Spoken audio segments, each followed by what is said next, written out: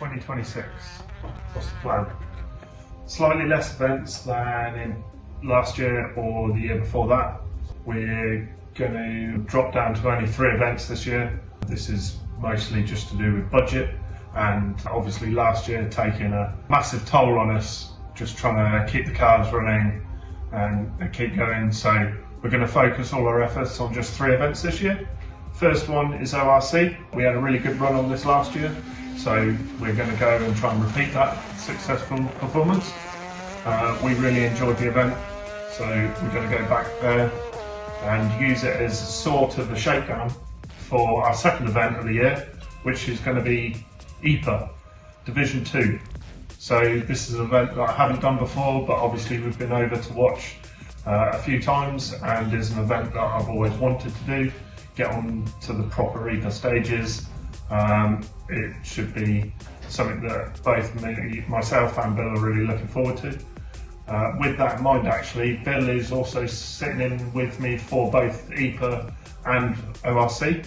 The third and final round will be Kortrijk at the end of the year. An amazing party atmosphere, great roads, great people, great environment, and just like the social is one that I don't want to miss. So we're going to go out there and do Kortrijk. My dad will also be competing at Kortrijk in his Subaru, so we've got an engine to rebuild for him. So it's a 2-car team at Kortrijk. We've got plenty of time before then to get both cars up and ready to go for that event at the end of the year. So maintenance wise, what are we doing to the car to prepare it for this new year? Obviously last year we finished Kortrijk, we didn't have any issues, and the car ran really well at that last round. So there's not a huge amount to do. However, there's been a really long off season, and you know, it's always good to just run through the entire car and make sure that everything is spot on going into this first event of the year. So I'm going to be using my maintenance tracker to try and define what the job list is ahead of this first round.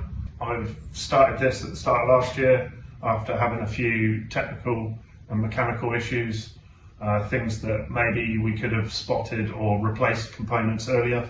So now I've got that, I'm just following the guide on how long things take to break, when they broke last time, how much mileage was on it, and keeping that up to date. So at the moment, there's just a handful of jobs to do, mostly oil changes, spherical bearings for all the lower arms.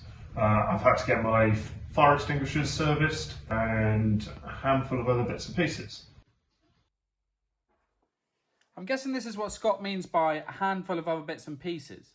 The engine's in bits. So I'm just taking the engine out of the car so that I can check the clutch and bits and pieces. And I found something which is exactly why I do this, which is take everything apart, check everything over. If you have a little look at this, taking the starter motor apart, and the end of this fixing has snapped off, and it's opening a gap up in the starter motor. So this is exactly why we take everything apart and check everything over. So nice little spot, and I'll get that replaced, and yeah, happy days. Away from the maintenance, we also like to try and upgrade the car as much as we can. And this year, Satchell Engineering is supporting us again, which is great because a suite of their parts are on this car. I don't think there's much that they make that I haven't got and have fitted, and everything that they do is really, really nice stuff. Well engineered, well designed, and manufactured to just the most brilliant standard. So this year we've got a set of billet machined rocker covers, or cam covers. These are a new product to them. They've done some in the past, they're now reintroducing them again. They've got position for a cam angle sensor, so that means that in the future I can run sequential ignition and sequential injection. I can do some fun bits with the engine mapping by having that cam sensor. It's also got oil breather takeoffs and a really nice oil fill port. So not only is it just way more structurally sound than the old cast ones, they look brilliant, and thank you very much to them for supporting what we're doing here, and we'll try and support you guys as much as we can.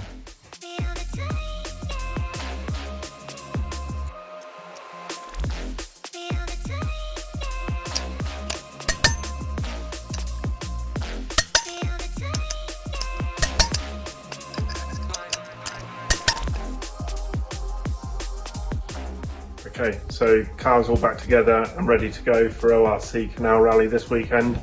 If you want to follow our progress along, then at BP Rallye on all the socials. Let's fingers crossed for a good result. We're seeded car 21, so let's go.